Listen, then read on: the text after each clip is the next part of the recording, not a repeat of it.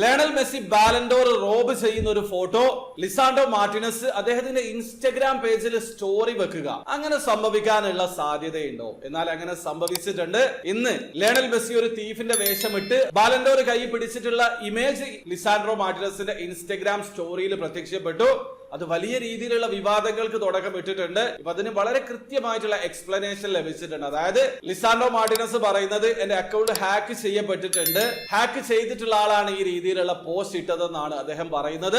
അതിനുശേഷം ഇപ്പൊ അദ്ദേഹം ഒരു പോസ്റ്റ് ഇട്ടിട്ടുണ്ട്, എന്റെ അക്കൗണ്ട് തിരിച്ചു പിടിച്ചിട്ടുണ്ട്. അതിനുശേഷം ആ ഒരു ഇമേജും റിമൂവ് ആയിട്ടുണ്ട്. വളരെ കൃത്യമാണ്. ലിസാൻഡ്രോ മാർട്ടിനസിന്റെ ഇൻസ്റ്റഗ്രാം അക്കൗണ്ട് ആരോ ഹാക്ക് ചെയ്ത് ലയണൽ മെസ്സിയെ അധിക്ഷേപിക്കുന്ന രീതിയിലുള്ള പോസ്റ്റ് സ്റ്റോറി ത്രൂ അപ്ലോഡ് ചെയ്യുകയാണ് ഉണ്ടായിട്ടുള്ളത്. ഇപ്പൊ സോഷ്യൽ മീഡിയയിൽ ഇതിനെ കുറിച്ച് ഇപ്പൊ പല രീതിയിലുള്ള ചർച്ചകളാണ് നടക്കുന്നത്. ക്രിസ്ത്യാനോ റൊണാൾഡോ ഫാൻസ് ആണ് അക്കൗണ്ട് ഹാക്ക് ചെയ്തിട്ട് ഈ രീതിയിൽ പ്രചരിപ്പിച്ചതെന്ന് പറയുന്ന കൂട്ടരുണ്ട്.